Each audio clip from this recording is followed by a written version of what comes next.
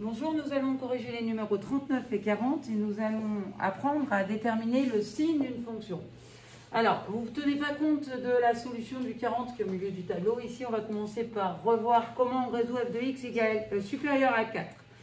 Vous commencez par regarder les valeurs de x lues sur l'axe des abscisses pour lesquelles les images sont plus grandes que 4. Alors déjà, égal à 4. On se retrouve avec 1, on ne voit pas très bien, 2, 3, 4. Donc l'image est égale à 4 pour x est égal à moins 1. Et pour x égale 1, les antécédents de 4 sont moins 1 et 1. Ensuite, on se trace une droite qui passe par ce point d'ordonnée 4. Et vous regardez les points de la courbe qui sont au-dessus de ces points d'ordonnée 4. Ce sont ceux dont l'image, ce sont ceux dont les ordonnées qui sont plus grandes que 4, qui correspondent à un antécédent, donc compris entre moins 1 et 1. Donc les solutions x telles que l'image f de x soit plus grande que 4 sont toutes les valeurs dont l'image est ici, entre moins 1 et 1. Donc ici, la solution de cette inéquation-là, c'est x appartient à moins 1, 1.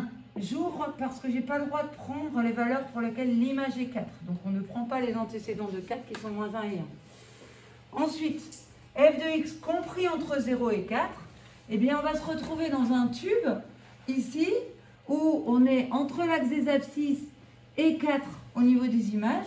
Du coup, on prend les parties de courbe qui sont comprises dans ces endroits-là.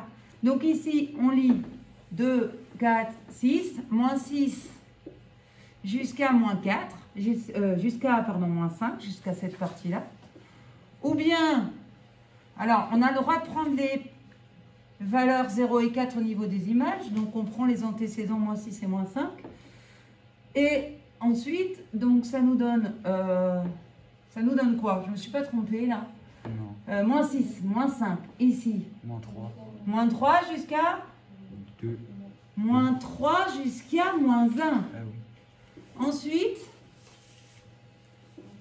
il nous reste cette petite portion-là entre 1 et 2. Alors, donc, on a la réunion de 3 intervalles qui est solution de cette inéquation-là. Moins 6, moins 5, ou moins 3, moins 1, ou l'intervalle 1, 2. Tout ça, c'est fermé parce qu'on prend les valeurs 0 et 4.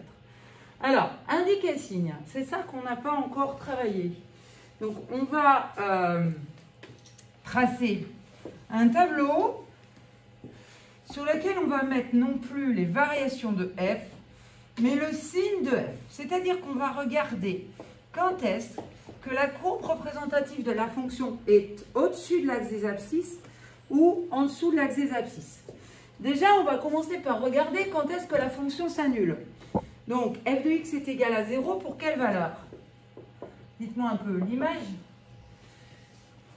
Des nombres qui seraient 0, ce serait, Jules, x égale à moins 5, x égale à moins 3 et x égale 2.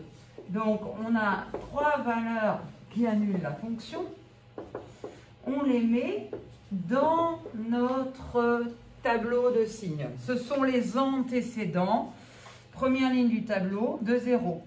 Moins 5, moins 3, moins 2. De part et d'autre, on avait une fonction qui était définie sur moins 6 jusqu'à 5, je crois. Et ces valeurs-là, ce sont les valeurs qui annulent la fonction. C'est-à-dire qu'elles sont solutions de f de x égale à 0. Oui? C'est 2, pardon. Oui, ça s'annule en 2. Ensuite, on regarde la courbe. La fonction, elle est d'abord décroissante, mais du coup, entre moins 6 et moins 5, les images sont lues au-dessus de l'axe des abscisses. Donc, les images sont positives. D'accord? Ensuite, entre moins 5 et moins 3, les images vont être lues en dessous de l'axe des abscisses. Donc, les images vont être lues négativement. Ensuite, la courbe repasse au-dessus de l'axe des abscisses entre moins 3 et 2. Donc, les images sont lues positivement. Et enfin, la fonction repasse l'axe des abscisses en 2 Et la courbe reste sous l'axe des abscisses, entre 2 et 5. Donc les images sont lues négativement. Voilà, on a dressé un tableau de signes de la fonction. On va vous faire le cours après, sur lequel on va en refaire un deuxième. Je reviens maintenant sur l'exercice numéro 40. On vous a dressé les 3 tableaux de variation de la fonction. Alors, F, c'est où F? C'est la orange. C'est la orange, c'est où? À gauche. Elle est là-bas, F. Donc, une fonction croissante, hein, on vous a fait le tableau de variation. Il est dans les corrigés du cours. Donc, la fonction est d'abord croissante sur moins 5, moins 1,5. Ensuite, elle est décroissante sur moins 1,55. On n'oublie pas de mettre les valeurs extrêmes lues sur l'axe des ordonnées. Et ici, il s'agit d'un tableau de variation. Ensuite, G, il est là. Ça va être pratique. Alors, G, la fonction est ici la bleue. Décroissante, puis croissante, puis décroissante. Décroissante sur moins 5, moins 3 que l'on lit sur l'axe des abscisses. Ensuite, croissante sur moins 3, 0,5 que l'on lit ici. Et décroissante entre 0,5 et 5. On met les valeurs extrêmes. Et même chose avec H, la courbe verte, qui est une fonction croissante puis décroissante. Alors moi, je voulais juste que vous remarquiez une chose. Quand on regarde les 3 courbes ici, si on regarde leur signe, la fonction orange, F, quel est son signe? Elle est toujours positive. Pourquoi? Elle passe pas à 0. Sa courbe est toujours située au-dessus de l'axe des abscisses. Il y a juste une valeur qui annule la fonction, c'est x, c'est en x égale 5. Donc on a un d'antécédent pour 0. Si on regarde la courbe de f, c'est une fonction qui passe l'axe des abscisses 2 fois. Donc la fonction f, elle s'annule 2 fois. Alors, elle s'annule, on est là, ici et ici. Donc, en fait, on peut lire qu'ici, on passe l'axe des abscisses, on a une valeur négative au niveau des images, puis une valeur positive. Donc, effectivement, 0 a, et de la même façon ici. Donc, 0 a 2 antécédents qu'on pourrait lire ici. Et la fonction est d'abord négative, puis positive, puis négative.